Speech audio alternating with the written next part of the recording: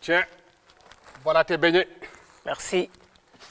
Abdou, alors, les États africains ont continué à emprunter aux États du Nord. Oui. Et puis, aux banques privées du Nord. Et puis, à la Banque mondiale. La Banque mondiale? Oui. Il existe une Banque mondiale, mais qu'est-ce qu'elle fait, la Banque mondiale? C'est un organisme international qui accorde des prêts pour soutenir des projets d'investissement dans les pays en développement. Ah, donc, on emprunte, mais on se développe aussi. Oui. Suite à la crise, les conditions économiques changent.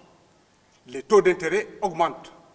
Les taux des prêts à l'Afrique étaient faibles, mais à taux variable. C'est quoi les taux? Quand tu empruntes de l'argent, on te demande de rembourser un peu plus que ce que tu as emprunté. Si aujourd'hui, tu m'empruntes 1000 francs, je vais te dire d'accord. Là, quand tu m'empruntes 1000 francs, je vais te dire d'accord. Mais le taux est de 5%.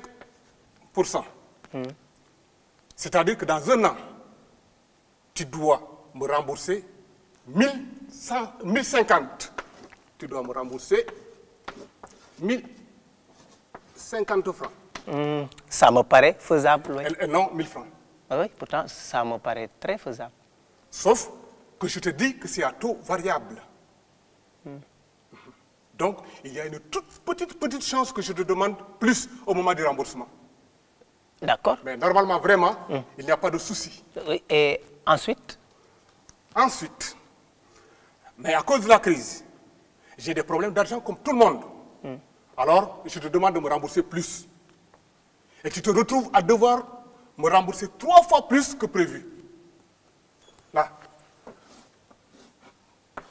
Tout variable. Tu dois me rembourser 1150 francs.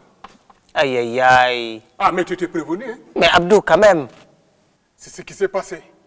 Pour s'en sortir, les pays africains se sont mis à produire de plus en plus de leurs richesses, comme l'arachide, le pétrole ou les minerais, pour les exporter, mais il n'y a pas plus d'acheteurs. La surproduction entraîne une baisse des prix et donc des bénéfices. Abdou, ce n'est pas ce qui va se passer avec mes beignets, enfin, tes beignets. Pour rembourser ton four, je vais devoir vendre de plus en plus de beignets. Donc, t'en acheter de plus en plus. Et dans mon quartier, il n'y aura pas forcément de plus en plus de clients qui aimeront tes beignets.